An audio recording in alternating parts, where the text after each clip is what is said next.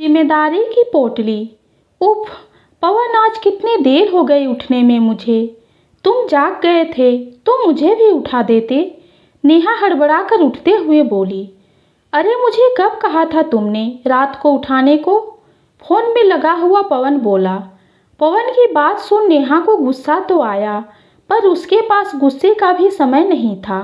बेटे को स्कूल भेजना था, फिर सास ससुर की चाय, पवन का नाश्ता, टिफिन सब करना था। इसलिए फटाफट बालों को लपेटा और जूड़ा बना लिया और जाने लगी।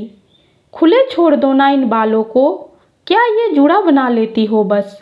पवन उसकी तरफ देखते हुए बोला।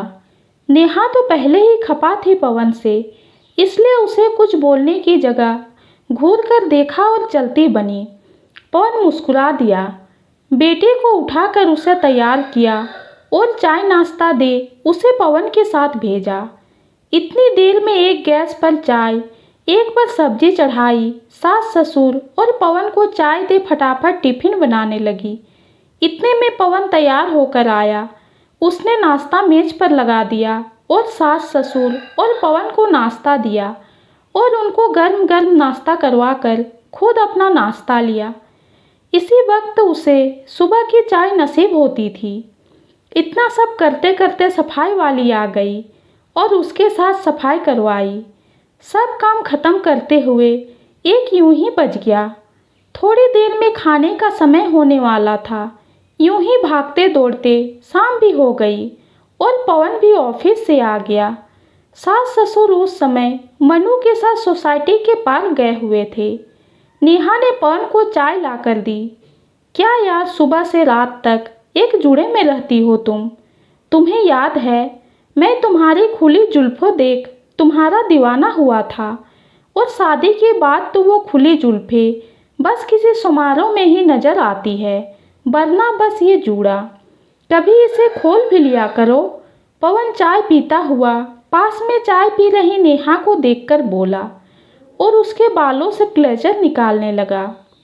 पतिदेव, जब तुमने मुझे देखा था खुले बालों में, तब मैं एक बेटी थी, लापरवाह सी, अपने माँ बाप की लाडली।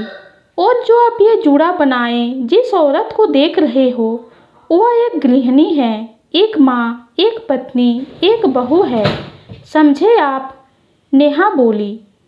मैं तो अब भी तुम्हें 5 साल पहले वाली खुले बाल वाली नेहा देखना चाहता हूँ, पर तुम ना जाने क्यों सुबह उठते ही ये जूड़ा बना लेती हो। पवन बोला। पतिदेव, तुम्हें पता है जब बेटी बहू बनती है तो उस पर बहुत सी जिम्मेदारियां आ जाती हैं। एक गृहिणी इस जूड़े में सिर्फ बाल नहीं बांधती, वो बांधती है जिम्मेदारियां घर की, सास ससुर की, बच्चों की, पति की, सबकी जिम्मेदारियां। जूड़ा बांध वो तैयार होती है इन जिम्मेदारियों को पूरा करने के लिए, और इन्हीं जिम्मेदारियों को पूरा करते वो पकाती है अपने लिए रिश्तों की खिचड़ी। खुले बाल में जिम्मेदारियां निभाना और ये खिचड़ी पकाना एक गृहिणी के लिए मुश्किल होता है, समझे आप? ये जूड़ा नहीं, जिम्मेदारियों की पोटली है जिसमें बहुत सारे रिश्ते बंधे हैं। ये बोल नेहा वापस से जूड़ा बांधने लगी। अभी रात के खाने की जिम्मेदारियां जो उठानी थी। पवन उसकी तरफ ऐसे देखने लगा मानो उसने कोई रहस्यमय बात बताई हो। एक जूड़े की ऐसी परिभाषा की तो शायद पवन ने कल्पना तक नहीं की थी। रात के काम खत्म कर नेहा ने अपने कमरे में जाने से पहले अपना जूड़ा खोल दिया, क्योंकि अब उसके सिर से जिम्मेदारियों का बोझ आज के लिए खत्म हो गया था। वो मुस्कुराते हुए कमरे में आई तो उसकी खुली जुल्फें देख पवन भी मुस्कुरा दिया। क्यों सखियों, आप भी बांधती हैं ना रोज सुबह अपने जूड़ों में ढेर सारी जिम्मेदारियां? क्या आपके पतिदेव को भी आपके जूड़े से परेशानी होती है? ये कहानी आपको कैसी लगी कमेंट में ज़रूर बताइए। कहानी पसंद आती है तो चैनल को लाइक और सब्सक्राइब कीजिए। कहानी सुनने के लिए आपका बहुत बहुत धन्यवाद।